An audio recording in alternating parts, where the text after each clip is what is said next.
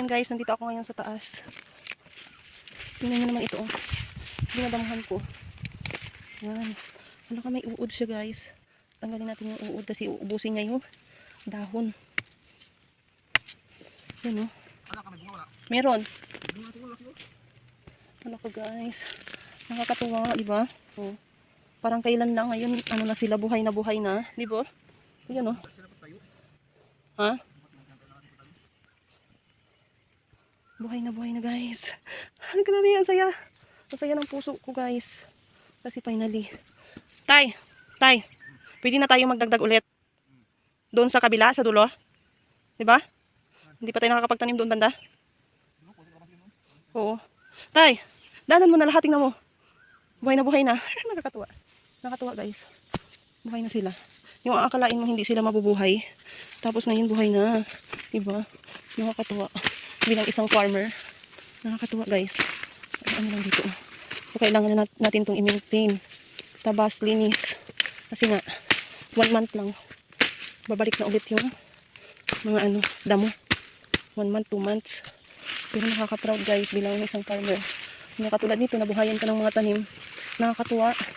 So, pwede na akong bumili ulit ng another set ng pantanim. Mga halagang 1,000 ulit. Talagang ginagastusan ko to guys. Kasi nga, gusto ko talagang magaya si Papa. Na, may kalamansian. So, yan na siya guys. Siguro, mag-aano pa tayo ng 1 to 5 years. Para natin to, mapalaki natin to sila. Yan guys, nakakatuwa. Para mapalaki natin sila, diba? Yun ang sabi ni Mama kanina. Kailangan na natin itong i-maintain yung kalamansi natin. At yung lahat ng pananim dito kasi nga, matataas na yung damo. So, kailangan na itong mapatay yung mga damo. At importante kasi talaga malinisan ito siya. Alam nyo guys, sa totoo lang, ayoko ng ganito kalaki. Kasi sabi ko nga, hindi ko siya kayang i-maintain. Kahit sabihin mong mag-aano ka ng tao. Parang sabi ko, hindi ko kaya kasi nga, ang lawak-lawak kaya nito. Ilang hektarya. Ay, tinitingnan ko lang, napapagod na ako. Sana nga ma-maintain namin to siya. Tiwala lang. Sipag. At saka, siguro kailangan ko na rin na ng tao para maglinis dito. Magbayad ng tao. Ang hirap guys na yung hindi to siya ma-maintinan.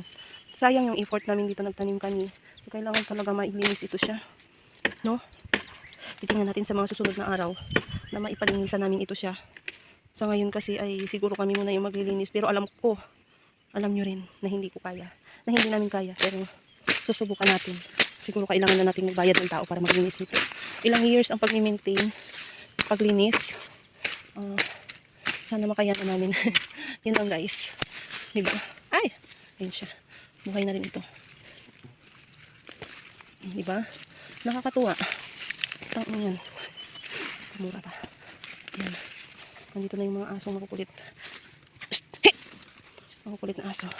So yan guys. Diba? Nakakatuwa.